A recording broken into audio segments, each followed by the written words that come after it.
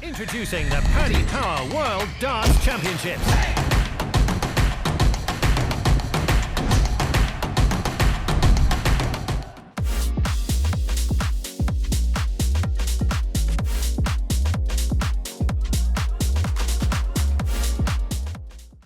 Brendan, many congratulations. What an incredible game that was. Just try and sum up your emotions after that win.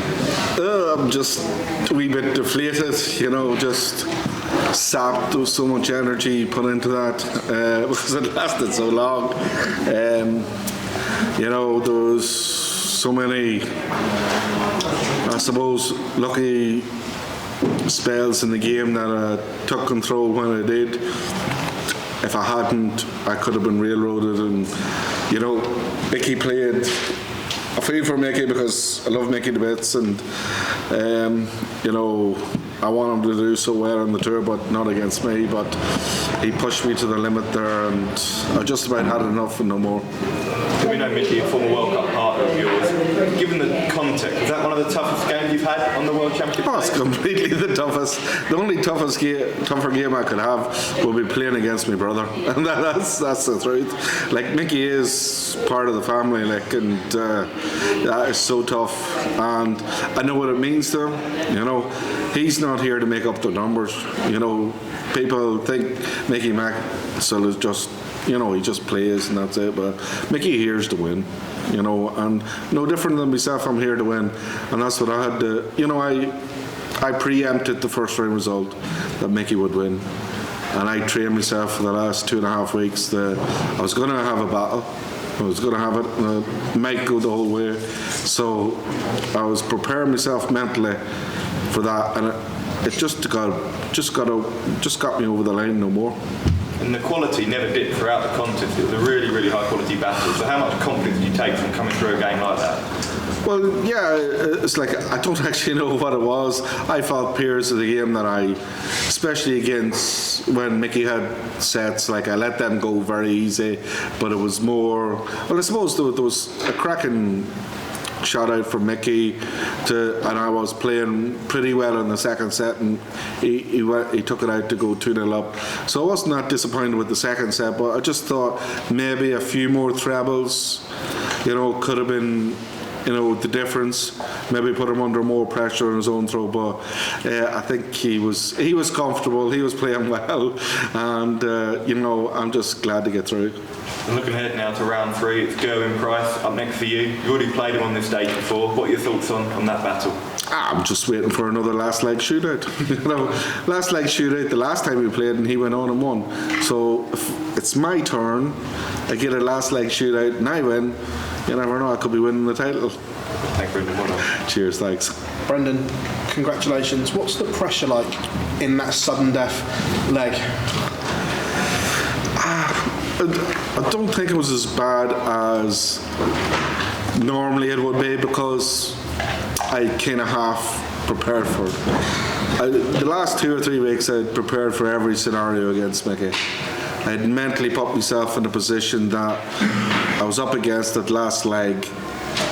I hadn't worked out whether I had the throw or not, but I had put myself in. I had to go to town on the last leg and pull out the big stuff. That's what I was hoping for. As it happened, I played reasonably well in the last leg. You see turn back time on your collar. What's the reference for it? Better days or more successful days. I don't know. It was a thing like.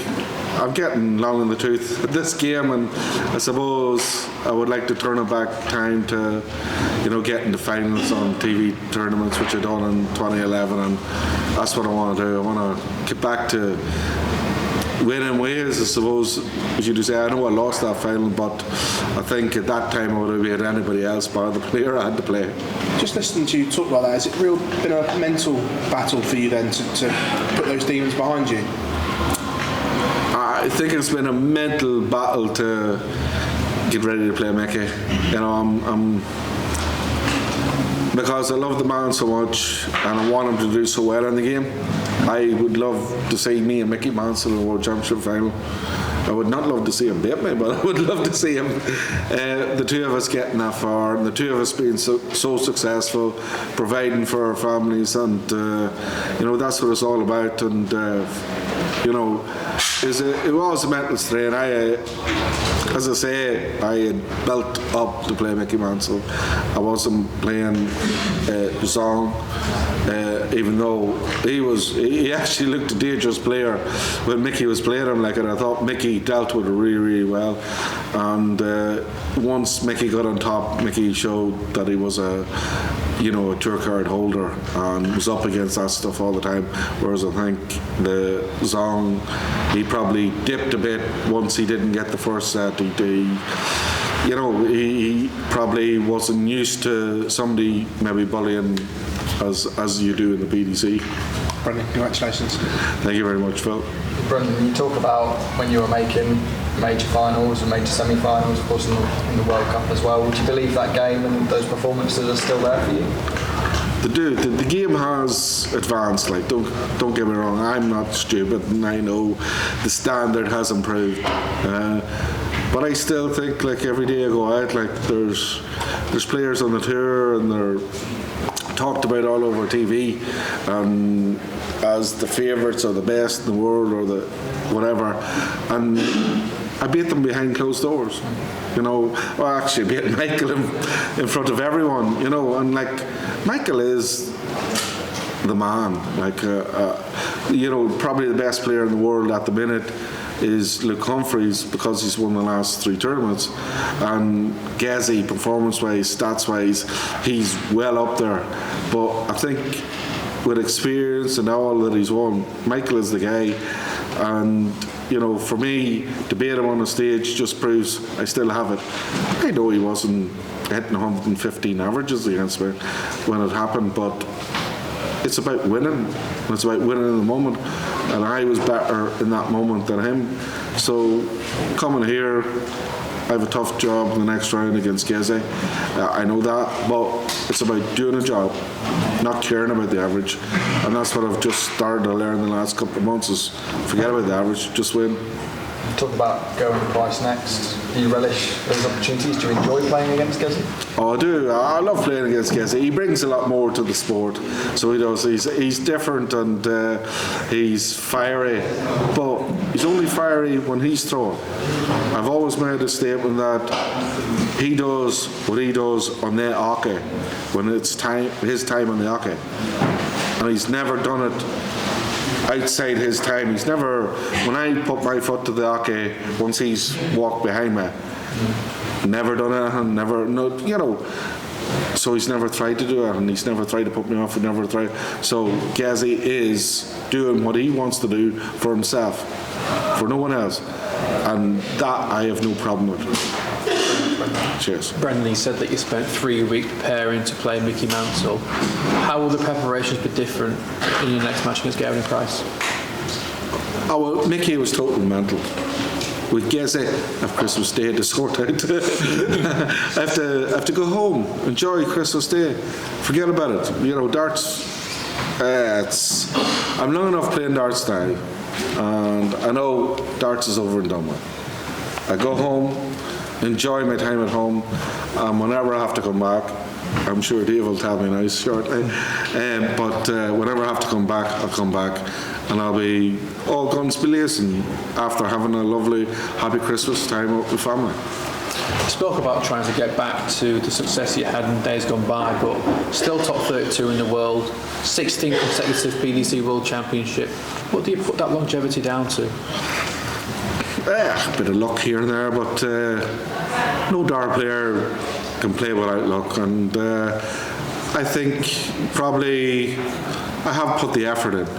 In the early days when maybe I got to the top 10 in the world rankings and the top 16 for a long time, I didn't practice. I did practice. I practiced probably for an hour and a half. And I thought that was good enough. But the standard has moved on, and I have to put 3-4 hours in a day just on a regular week for 3 days or whatever before I start to travel and then play the tournaments and come back, and you get 3 days at home. You have to, it's rotational. You just, as soon as you get home, you practice for 3 days, you're away again. And you get home on the third or fourth day and you do it for 2 days or 3 days. It's just practice, and it's just, I've probably dedicated more time to the sport now, whereas I do find it mentally hard to do it because most of it's on my own. Whereas if me and you went down to anywhere to practice, I'd practice for 12 hours a day. I'm sure you smashed me off the board as well.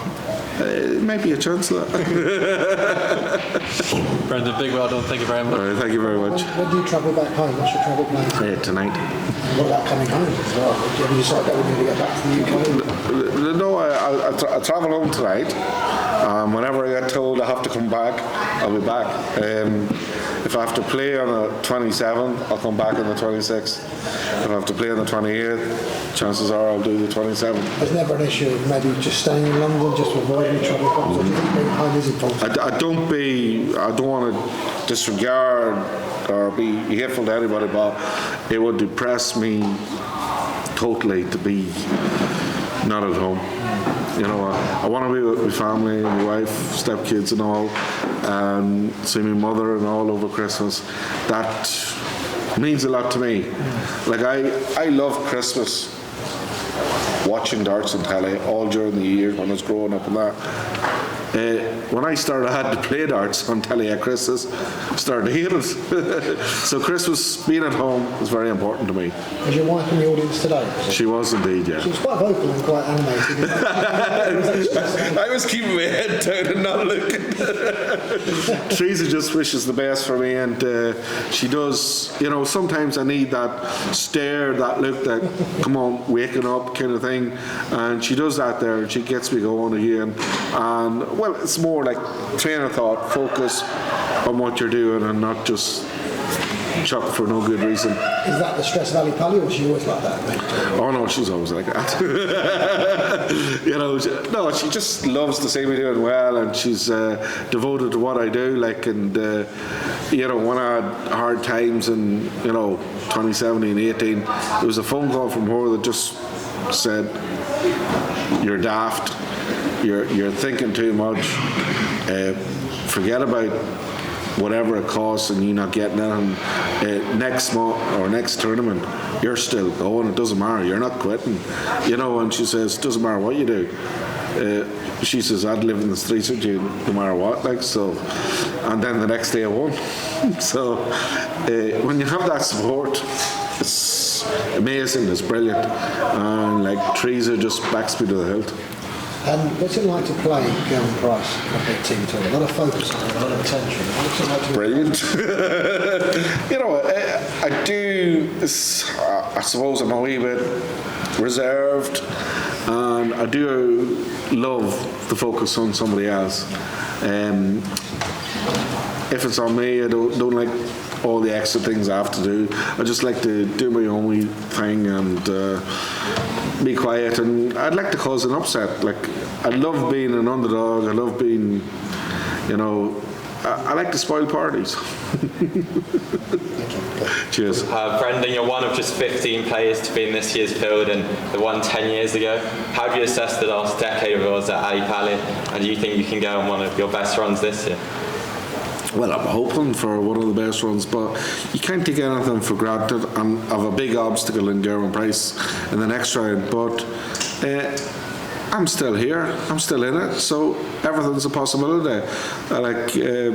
10 years come and go, and you probably regret other things in the past, but I don't regret what I'm doing at the minute, because I'm giving myself the best opportunity. I'm keeping myself happy mentally in my life. I'm going home for Christmas with the wife, stepkids and everything, grandchildren, and it's just, everything's good for me at the minute. I'm feeling great about life. I'm feeling great that I can do good things. It's about doing it on the day. That's the difference. It's about that day. Like, that could be awesome the day before, but that's no good. It's about doing it up on that stage. Yeah, and also carrying on the past few years, we've seen your pace change quite a bit. How would you assess, is the speed going up? Are you happy with your action at the moment? I would have to say I'm still trying to find the right balance. There's times I throw too quick, just trying to be that. I want to be more momentous and more rhythm in my throw, because it does help. It does help, because I always thought it was cheating that just to use rhythm because you're not aiming. But I'm trying to combine the two, aiming to start off with and let the second and third dart flow. So I'm not going to be the quickest player in the world, never will be. But I do think I am quicker than what I used to be, and it's about suiting me and not suiting anybody else, so I don't care. Yeah, and finally, does the good memories of the summer beating Michael in Blackpool, does that give you increased chance against Gezi, do you think? It does, but I also know how I failed in the next round, and probably that is going to stand me in good stead more than beating Michael. Although the confidence I get that I beating, the best, one of the two best players ever on the planet, is good for me. I'm just I'm just a regular dart player that wants to do well, and it's great that someone like me can ruffle people's feathers. All right, thank you. Merry Christmas. All right, Merry Christmas. Introducing the Paddy Power World Darts Championships.